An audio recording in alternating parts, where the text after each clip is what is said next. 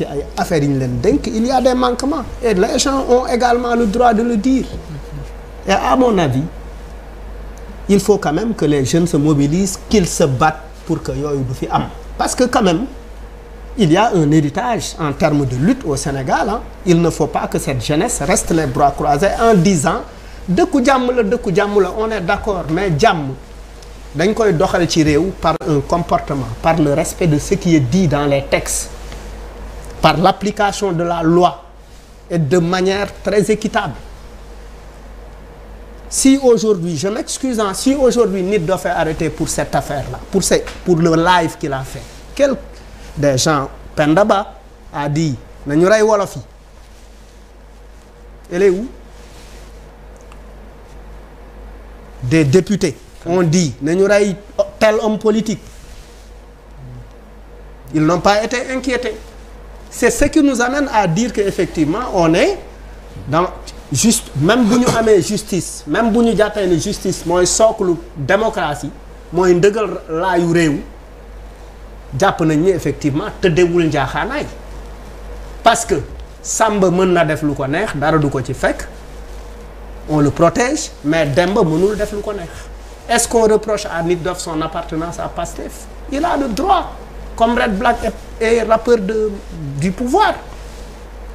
Et pour ce qui est de la stratégie, la oui, question non, posée non, dans l'analyse... pour man c'est même lié li xew pour man acharnement amul lenn lum ñuy jural ñun nag du ñu ay jugeant du ñu ay amul jànguma droit mais quand même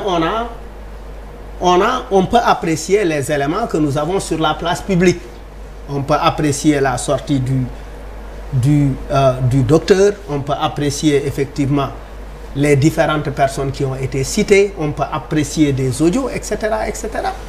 Et pour cette affaire quand Ousmane Sonko a été convoqué pour la première fois qu'est-ce qui s'est passé?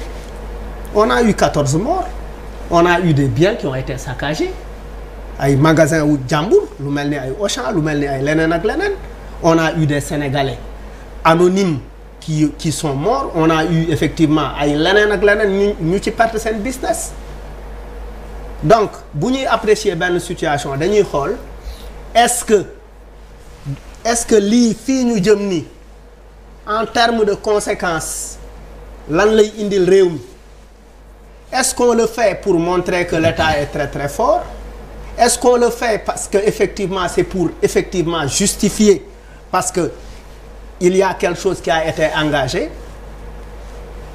li ñu engagé Sonko Adji Sarr nit ñi observé nañ ci perception bi ci nit ñi am mooy complot la.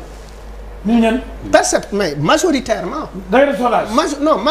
def nga sondage mais dama ne la soxla wu ñu. loolu manipulation yi. nit ñi faale wu ñu loolu mais El Hadj Diouf c'est pas de. c'est pas de la manipulation. xam nga tout de suite non en fait moi je pense que tu es en train de faire dans la diversion. non tu es en train de faire dans la diversion parce que écoute moi je peux me permettre. di wax te du ma joxe statistique wala du ma wax lu technique par rapport à cette affaire là non je veux est-ce que tu peux m'écouter parce que moi je t'ai écouté je t'ai écouté religieusement et par respect je ne veux pas avoir de confrontation j'ai beaucoup de respect pour toi tu es une personne que j'aime énormément parce que pour man non parce que pour man rien que ñu teg la ci plateau nga toog di wax c'est très important parce que yaa ngi dunduloo ay doomu aadama de par ni nga koy waxee ku ci nekk nag mooy apprécier li ngay wax ku ci nekk mooy apprécier à sa juste valeur mais quand même bàyyi ñu wax li ñu gëm. si benn li ñu gëm ndax am na sondage yu mën a jox. non awma ci benn sondage. mais dama ne la. jotaay yi ma toog. nit ñi may dégg ñuy wax muy ci taxi di car rapide di njaganjaay muy jaaykatu jën di intellectuel certes il y a des gens qui pensent qu'il faut qu'on aille vers un procès xam nga Charles en ouvrant la discussion en ouvrant son opinion en entamant son opinion il a dafa ñaan xalif yi li ñuy ñaan xalif yi médiation rek lañ mën def mais cette médiation là c'est un dispositif du code am na justice mën na ko def mën nañ bañ a yegg ci sëriñ si di def médiation parce que ñu ngi fàttaliku daaw il a fallu que affaire bi toll. mënul am ci biir mënul am ci biir. non dama ne la non dama bëgg rek ñu déglu. viol mënul am médiation. li ma bëgg a wax mooy. li ma bëgg a wax mënul am médiation. non met ñu dégloonte. li ma bëgg a wax mooy. ci crime la mënul am médiation. li ma bëgg a wax mooy. fi mu jëm parce que en fait on a des comme li ngeen gis nii ah on peut aller li xewoon bii passé on peut mën na lu ko raw mën na xew et en fait à mon avis waruñu yegg foofu parce que effectivement li précédent yi muy indil réew mi baaxul ci réew mi l'escalade bi mine di wax à mon avis l'escalade. Malal foo nekkoon avant nga ñëw émission bi. man dama sama kër soxna laa jógee. non mais j'ai un problème en fait. je ne te reconnais pas. ah oui et je sama kër soxna laa jógee. non mais Malal non attends. ah oui j'ai comme l'impression que tu es dans des vapes. da nga nekk ingénieur graaw na de. non tu perds les mots tu n'as pas la perspective. Je ne te reconnais pas. Bouba non je ne perds rien. une cause indéfendable. foo jógee dëggantaan. Bouba dama nekk di wax. parce que li muy wax ban heure nga jógee sa kër. xam nga li nga gëmoo ko. ban heure nga jógee sa kër bi nga ñëw pour exécuter. ay Sénégal yi dañuy dem wuy ji àtte ko am dëgg jël sa dëgg. C'est vrai qu'il a la voix très noble. Tu es là, oui, c'est je suis Mais c'est dans la réflexion. Non, du sax loolu moi aussi j'ai des événements que je vis que mais kon loolu la loolu. donc xam nga dama la xam. bu ma la reconnaître rek dama koy xam. waaw mën nga ko pas facile. bàyyi ma waaw kon neel.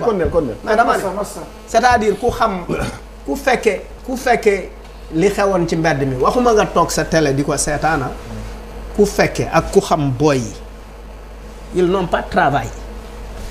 Il s'agit pas simplement des militants de Pastef. Il y a aussi des Sénégalais qui n'ont plus confiance à cette justice, qui pensent que affaire bii nii complot la et qui se disent effectivement notre leader, cette personne bi nga xamante ne moom lañ gëm moom lañ yaakaar nous on va s'opposer.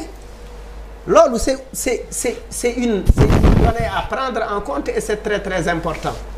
Et puis au-delà de ça, combien de jeunes sont dans ce pays yàkkamti wuñu lu dul manif am pour que mu nekk une opportunité pour eux et on est en train de leur donner cette occasion-là. On ne doit pas aller vers l'escalade, mais à mon avis toutes les conditions sont réunies pour que l'escalade ne soit pas inévitable. ci lañ jëm parce que en fait même à mon avis un avocat comme Maître El Hadji Diouf même buy wax en tant que technique buy wax en tant que politique, si le jeune là donne des arguments techniques, il doit lui opposer des arguments techniques. Il n'y a pas d'argument technique ici. Il ne faut pas lui dire oui da nga nekk di réciter la leçon. On est très content qu'on ait un jeune. Il a fait au sujet. On est très content d'avoir un jeune. On parle de stratégie. Oui, qui n'a même pas 30 ans. On parle de stratégie, on ne parle pas d'article de loi. Non. Alors, Malal. Non. On a parlé de stratégie de se présenter. Non, fi ñu jëm. ay booy ni ñoom fi ñu jëm baaxul. fi ñu jëm baaxul article de loi. pour man na nit ñi waxtaan. loolu jéem a ñàkk fayda. na nit justice bi la. non na nit ñi waxtaan. amul fi benn. Allez, Malal dina